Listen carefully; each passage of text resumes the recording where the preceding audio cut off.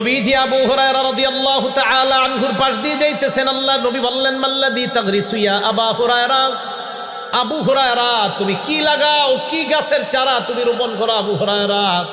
আবু হুরায়রা জবাব দেয়, গিরাসান লি ইয়া রাসূলুল্লাহ, হুজুর আমার নিজস্ব একটা গাছের চারা রোপণ করতেছি।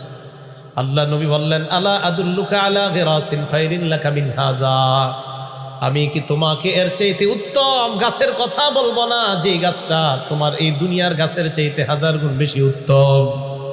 কয় হুজুর এটা আবার কি? আল্লাহ নবী কয়, আবু হুরায়রা তুমি বলো। বলেন আপনারা সুবহানাল্লাহ, আলহামদুলিল্লাহ, লা ইলাহা ইল্লাল্লাহ, আল্লাহু আকবার। এই চারটা বাক্য বলার পর আল্লাহ নবী বললেন, আবু হুরায়রা তুগু রাসূলাকা বিকুল্লি ওয়াহিদাতিন শাজারাতুন ফিল জান্নাহ, এই যে চারটা বাক্য তুমি পাঠ করলা, তোমার এই চারটা কথার সাথে সাথে জান্নাতে চারটা গাছের চারা লাগানো হয়ে গেছে।